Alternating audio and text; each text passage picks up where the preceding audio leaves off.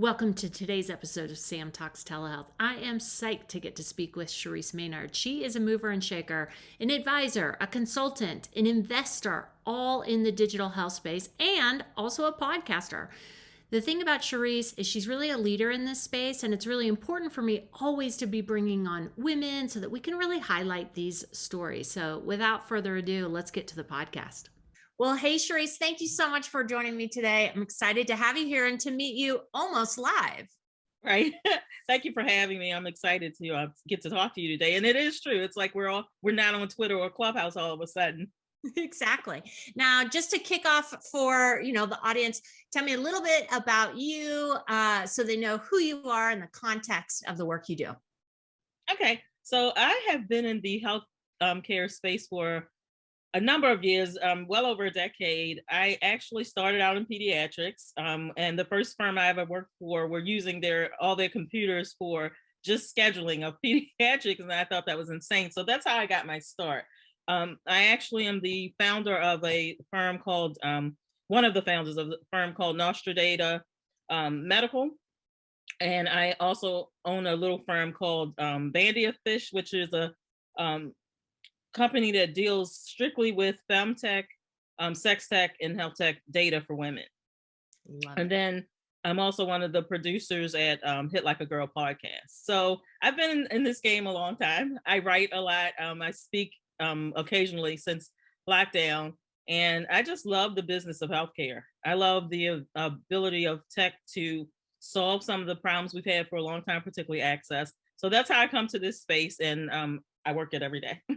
I love it. And I'll make sure for everyone listening, we'll have all these notes, links in the show notes so that people can come through and also check out your podcast, which is fantastic, and the different companies. So let's just go straight into it. You also do investing, some angel investing. Tell me, what do you look for when you're looking at digital health companies? What's attractive to you as an investor? Well, the first thing I look for, and I ask every company I work with this, it's like, what's your why? Why are you building this? I find that often, because you can imagine, we see so many ideas annually, there's just thousands and thousands of them. But what I find is that you will see a lot of solutions where there's no problems. So what I really look for are the why you built this. Who are you looking to serve? How are you going to get paid? Because revenue is important, and the buy-in you have already. So you'll have companies that'll come to you and you'll ask them, hey, have you done any trials, or have people tried this already? And they haven't tested it on anything or anyone. And you're like, well, what are you doing? Where's your efficacy? I don't know if this works.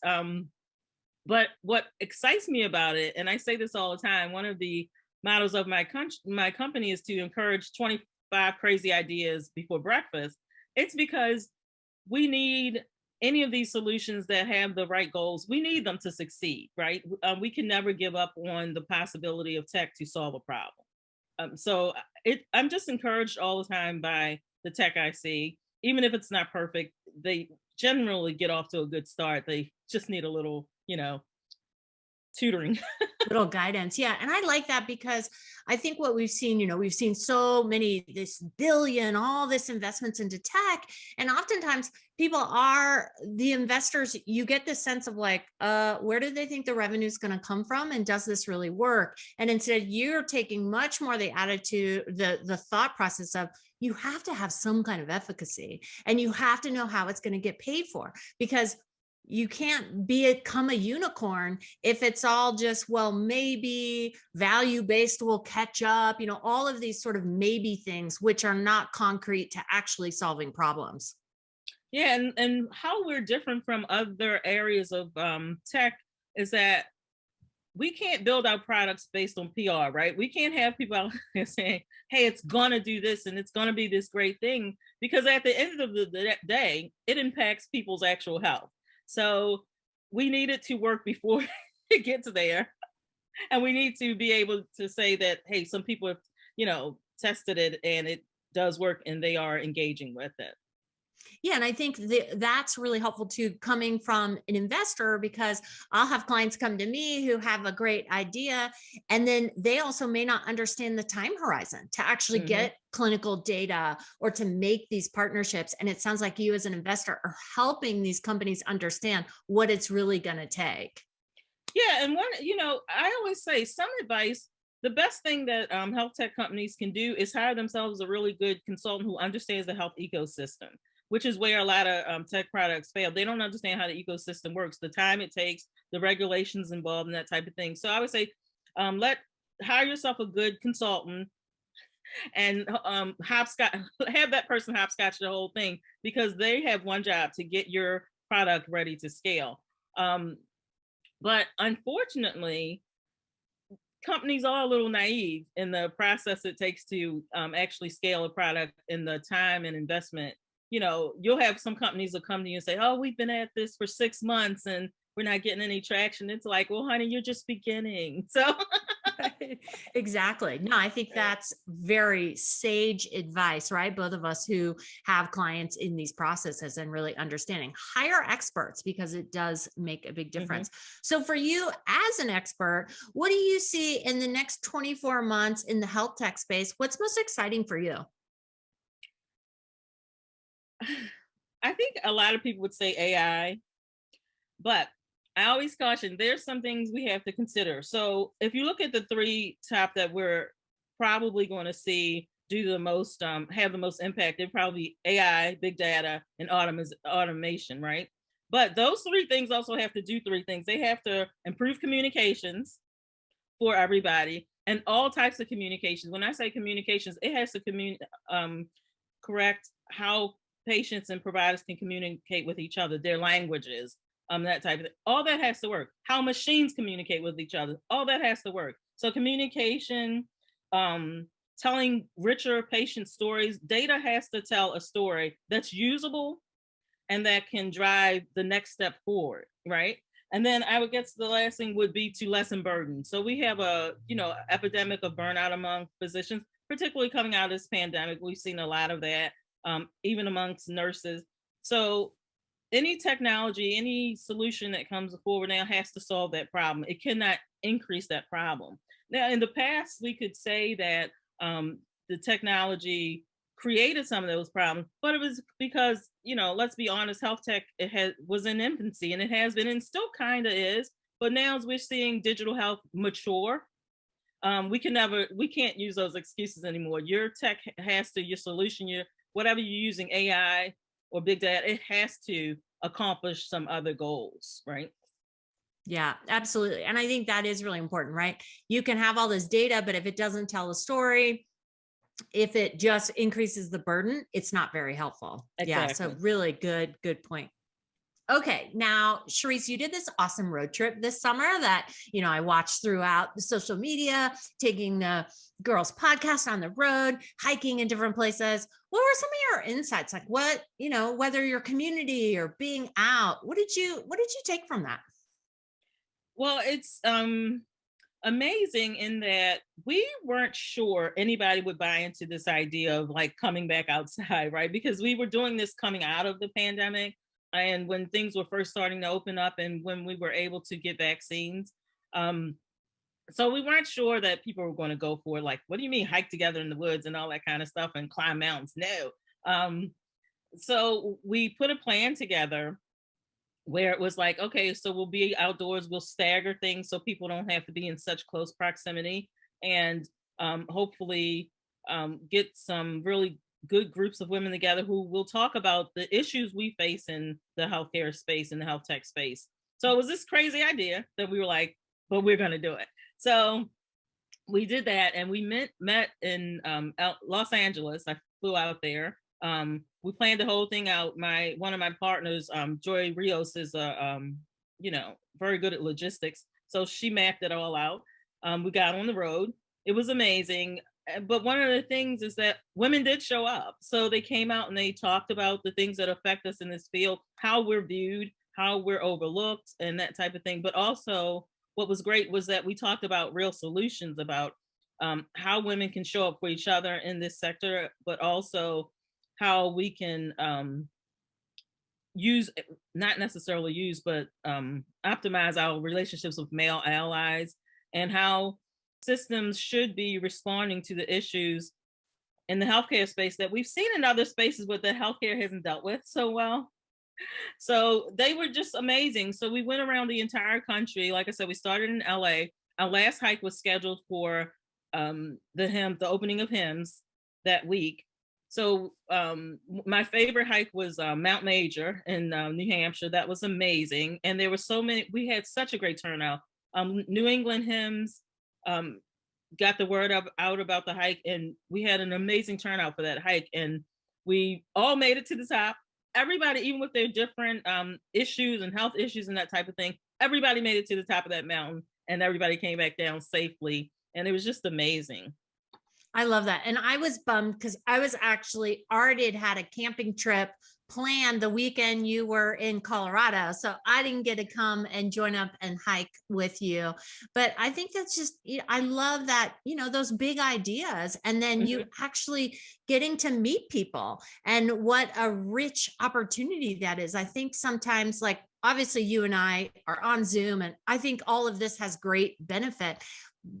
But there's something different about being outside with people, outside of it. It's not a conference. It's not a meeting. It's not a Zoom. It's like, did you find that conversation was more open than you expected? Yeah, because you weren't in those settings, right? You weren't across a screen in a Zoom where we're always kind of rushing to get out of meetings and that type of thing. No, it's just open space where you could have real conversations, and you found out women did some really incredible things during lockdown, learn new skills. One woman had kind of hopscotched her own diabetes type of plan. And I was just like, we found amazing women are, we're very resilient and we're good planners. So during lockdown, I think we did some really amazing things, besides the fact that we had to pick up 30% more work because we're usually in the homes. It's just us. And we're expected to take care of it, even if our husbands are there working remotely. For some reason, it falls to the women to run the household and do the work. So even with all that going on, we found things to do. We found ways to work out and still keep our sanity, because, what a challenge, right? We also found ways to connect with each other. Like with Hit Like a Girl, we did a Martini Monday. That was something that we could all look forward to. We had Lauren Deutsch from Lauren Academic Services, they're on the medical education side, teach us some mindfulness exercises to keep our sanity. We did some of those out on the trail. So women really showed up, and we were able to showcase how we were able to manage through the pandemic, and why we probably should be running everything. Agreed. And I love that. And I think that's what's exciting about my opportunity to connect with women like you and come on the podcast, is really be able to say, what are we doing? How are we shaping this? And all the ways that we can help these companies, because I think we all know the data does support when you have women in charge. Actually, the companies do better money. Because we have a different way of thinking. There's a heart-centeredness to it. None of us are anti-men. We're not saying that. We're just, the data supports that with the feminine energy, there is maybe you could say like a healthier kind of emotional life in those companies. Absolutely. I think women are just more emotionally mature. And also, if you think about it, women are natural nurturers. So anything we get, be it a baby or a company, we're going to make sure that thing is okay in the world. So I believe that the notion that women can't run health tech companies is ridiculous. I think one of the things I'm finding more promising is that even in the past, I would say month, I've been interviewing more women who are running their own tech companies. And I think one of the things the industry needs to do is to encourage more women to not look for a seat at the table, build your own table, because women make the majority of the healthcare decisions in their homes. Mm-hmm. They deal with, if a child has to go to the hospital or a husband has to go to the hospital, it is the woman who deals with all that. If there's issues with insurance, the woman deals that. So shouldn't that be the person building the tech to, to mitigate all of those things? Yes. Even if you look at social determinants of health, women live longer, we tend to be more marginalized. So we should be building the solutions to solve those particular problems. Even you look at value-based care, right? Value-based care is now feasible. However, it's still being neglected. Give it to women and we'll make it all work because we nurture, right? Yeah. Yeah, no, I love it. I love it. Well, Shereese, I'm so excited. Thank you so much for coming on the podcast today. It's a great chance to connect more in the almost real world. And I hope if you do another hike across America, that I will make sure I block out that day to come on a hike with you. Absolutely. I think we should shoot for, because you're in Denver, right? Yeah. In Denver. We should do you ever do Denver Startup Week? I had not done it in the past, but pre-COVID, I was like, oh, I'm going to do it. So when it comes back around. Yeah, let's put that on the calendar for next year, because I think we can probably get some women to do a hike and to talk about that and participate in that function. I'm really looking forward to being back in person for that particular conference next year. Absolutely. And we definitely have to have you on Hit Like a Girl podcast. I think it'd be great for us to have a session with me, you, Joy, and Robin. Ooh, that could be really fun. Mm-hmm. Yeah, really fun. Now for people, I'll put things in the show notes, but what's coming up for you that people should be looking out for? Oh, wow. I'm so busy. I think I have a Clubhouse group that we're transitioning to another format. Healthcare Follows the Money. And then also I do a talk once a month for potential startups, where they can come, and I keep it an intimate group so they can come and get advice from real people who are actually doing the thing and raising money and that type of thing. So that's my projects right now, giving more advice and to make sure that the types of solutions we want to see in the world actually make it to market. So I'm very heavily invested in those. I'm just all over ways on the internet with social media, LinkedIn, Twitter, and that type of thing. Perfect. I will put all of that in the show notes. Thank you again for joining me today, Shereese. I really appreciate it. Oh, I'm excited. And I hope you've enjoyed today's episode of Sam Talks Telehealth as much as I have. Don't forget to subscribe and like the podcast. That way you know when the new ones are dropped. And for all of those who want to learn more about telehealth, more resources, and have a chance to work with me directly, feel free to go to telehealtheasy.com, where you can find all the online courses and specialized services that I offer. We'll see you back here next time.